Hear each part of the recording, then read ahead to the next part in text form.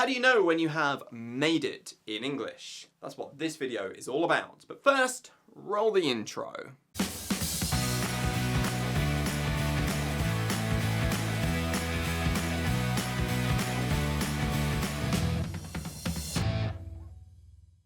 Good morning, good afternoon, or good evening, depending where you happen to be in the big wide world right now. I'm Julian Northbrook, and this is Doing English. I'll never forget the day that I realised I had done it. The day I realised I have mastered the Japanese language. It was all the way back in the summer of 2012. I just stepped off of a beautifully air-conditioned coach that I'd been on for the last 5 hours, out into the sweltering heat of the Japanese summer countryside. I was at a train station out in the middle of nowhere that doubled up as a coach park, but was essentially just a big car park. A friend of mine was coming to pick me up by car to take me to a school where we would conduct one of my research experiments. But by chance, I'd gotten on an earlier coach than I'd originally planned to, and I'd arrived an entire hour early. I had time to kill, but this wasn't exactly like a Tokyo train station with its department stores and cafes and bars and all of the other entertaining things that you find to do. No, I was in the middle of nowhere. But I looked around, and over in the corner of the car park, I could see a little tiny cafe. Not really even a cafe, a coffee stand. And not even actually a coffee stand. It was actually a garden shed on a small platform with a couple of plastic chairs around it and a little sign that read iced coffee here, 150 yen. Well, it's not like I had anything else to do, I thought. Might as well kill an hour by having a nice iced coffee. Damn, it's hot enough anyway. So I walked over to this little wooden shed construction thing and I called out, "Konnichiwa!" The door opened and a startled, half-terrified looking middle-aged Japanese lady stepped out. Having lived in Japan for a long time now, I am very, very much used to this. But there are many people in Japan who seem to have this weird complex when it comes to English. And when confronted with an obvious Westerner like myself, and not knowing whether that person will speak Japanese or not, they feel like they have to speak English, but panic sets in. "Iced coffee o kudasai," I said in Japanese. "Please give me an iced coffee." Instantly, she looked relieved. "Oh, you speak Japanese," she said. Here I responded with the typical appropriate Japanese response. Just a little, but I'm not very good. You know, I'm still studying." Technically speaking, to say that I was no good at the language and that I still had to do a lot of studying technically wasn't true.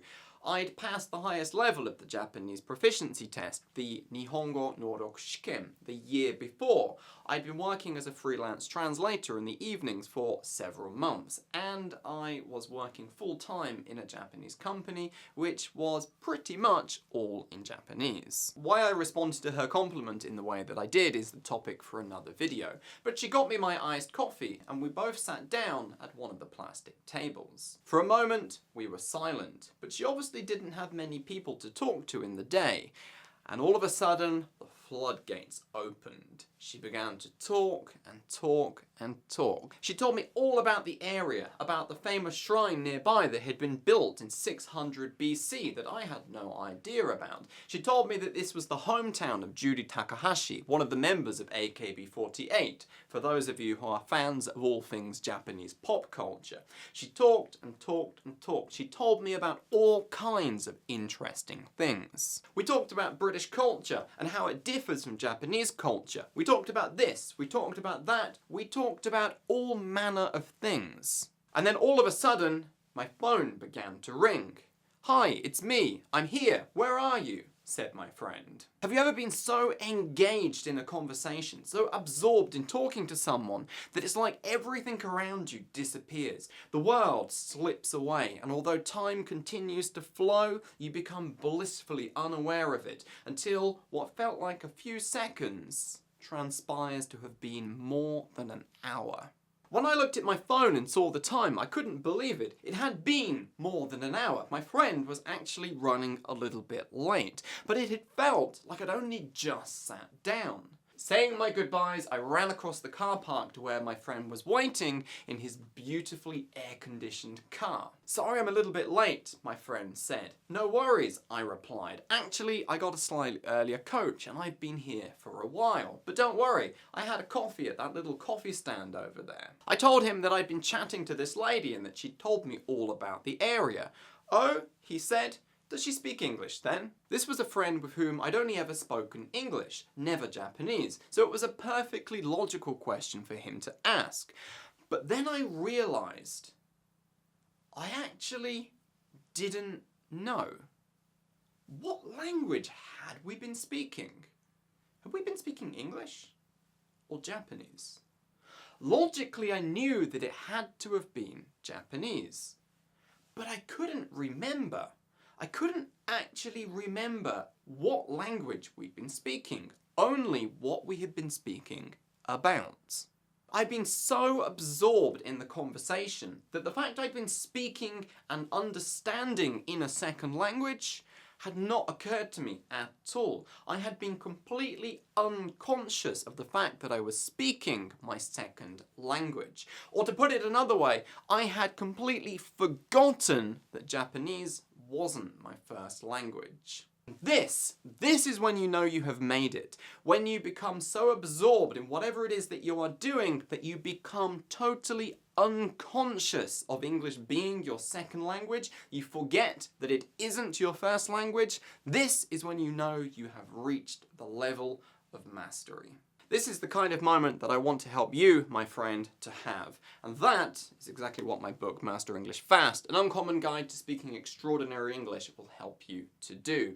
It will show you step by simple step how to take your English as it is now, this conscious thing that you are constantly thinking about as you speak, and pull it up to the level where you forget that English isn't your first language.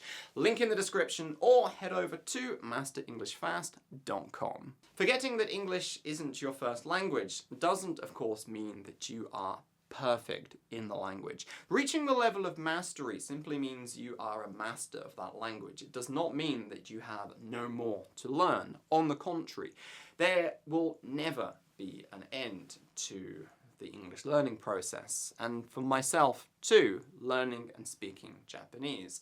There will always be room for improvement, but when you reach that level, when you find that you can do everything in your second language that you can do in your first language to the same extent, wow, it's a beautiful thing. I hope that you found this story and the important message that it contains useful. If you did, give it a nice big old thumbs up. And if you're completely new to this channel, be sure to subscribe to get more videos just like this one every day, 8 AM JST, from me, Julian Northbrook. Thank you, and goodbye. If you want to know more about me, your host, Julian Northbrook, my story as a struggling Japanese learner, how I overcame my problems with the language, and how you can do the same in English, you're definitely going to want to check out my short film, Forgetting That English Isn't Your First Language. Check it out.